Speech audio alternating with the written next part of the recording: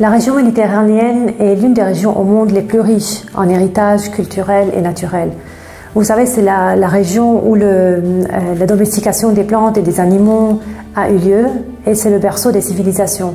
Donc chaque population a utilisé ses ressources naturelles à sa façon, la mieux adaptée à son territoire, à son habitat. Avec la mondialisation, ce qui s'est passé, c'est que du point de vue rendement, on a sacrifié toutes ces spécificités locales. Et du coup, on a perdu ce savoir-faire, on a perdu ces spécificités à la région. On a gagné bien sûr en rendement à court terme, mais à long terme, on va perdre en résilience.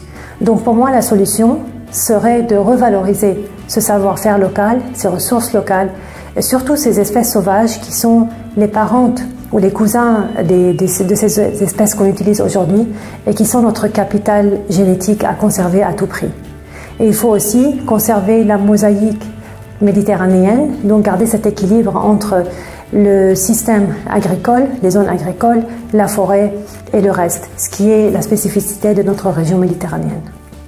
La forêt méditerranéenne aujourd'hui est en train de connaître beaucoup de difficultés avec le réchauffement climatique, l'augmentation démographique et tout ce qui se passe comme instabilité politique. Il est très difficile de garder nos ressources naturelles.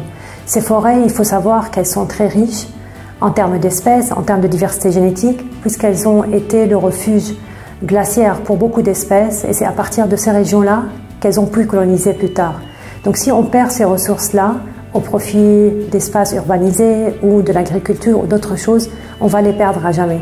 Donc il faut toujours savoir garder cet équilibre entre ce qui a fait la célébrité du paysage méditerranéen, de la mosaïque paysagère, de savoir garder l'équilibre entre la forêt, les zones de pâture et l'agriculture.